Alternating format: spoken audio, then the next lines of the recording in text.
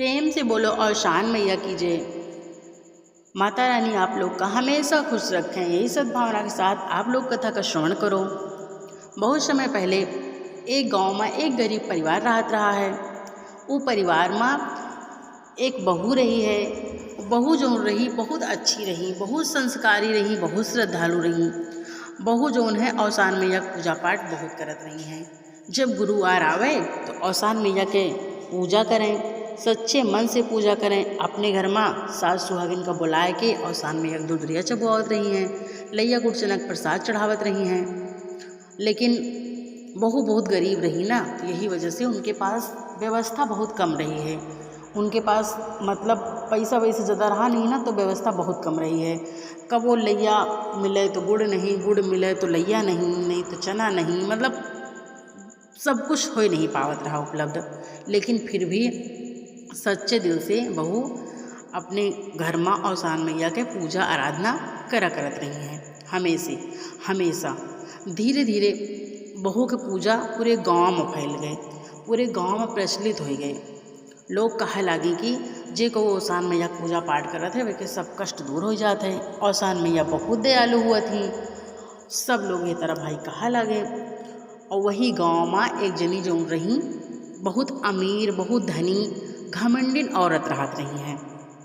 जब उनका यह बात पता चली तो उनके अंदर मतलब ज़्यादा घमंड रहा ना, तो वे सोचे लगी कि हम इतनी ज़्यादा अमीर हन, इतनी ज़्यादा मतलब पैसा वाली हन, हमें पास इतना सब कुछ है, हमका कौन ज़रूरत है कहो पूजा पाठ करेगा, हमका कोनो ज़रूरत नहीं इनको पूजा पाठ करेगा। मेरे ऊपर खुद इतना ज़्यादा मतलब धन दौलत हमें घर में भरा पड़ा है, हमका ज़रूरत नहीं ना। लेकिन धीरे धीरे कुछ समय बीता, लेकिन समय का खेल तो आइन जात है। घमंड करी हो तो भगवान कबो न कबो तो वह घमंड चूर करवे करत ही। तो कुछ दिन बाद उनके घर में जो धनी अमीर घमंडिन औरत रही, उनके घर में उनके घर के बच्चे बहुरिया सब इतनी ज़्यादा लड़ाई झगड़ा करे लागे, इतनी ज़्यादा कलह करे लागे कि धीरे धीरे उनके घर के जितना पैसा कौड़ी धन दौलत रहा सब कम होए लागे। धीरे धीरे कुछ दिन बाद पूरा एकदम ख़त्म हो गया। लक्ष्मी मैया उनसे रुष्ट हो गई।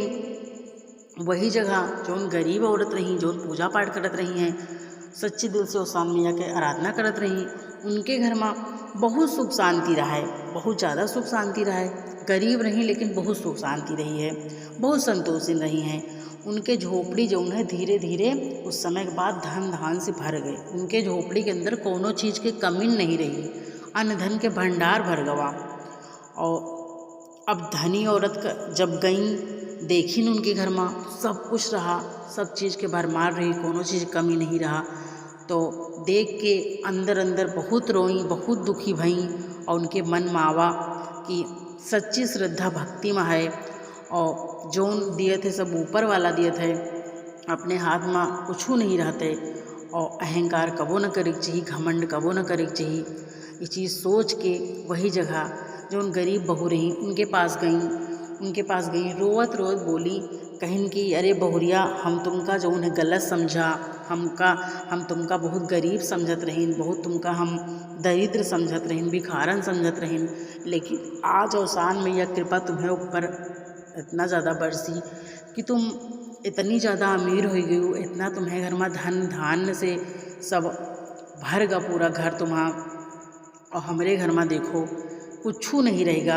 हमें घर के लड़का बहुरिया इतनी लड़ाई झगड़ा करा थी कि जितना धन रहा, जितना पैसा कौड़ी रहा, सब खत्म होएगा, कुछ नहीं बचा।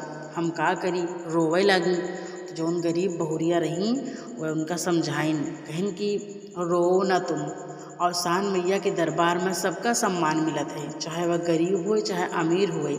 सिर्फ औसान मैया के पूजा पाठ में श्रद्धा विश्वास रहे चाहिए, और सच्चे मन से उनके पूजा करे चाहिए, और उनके कथा सुने चाहिए। औसान मैया पूजा में कथा जरूर सुना जाता है।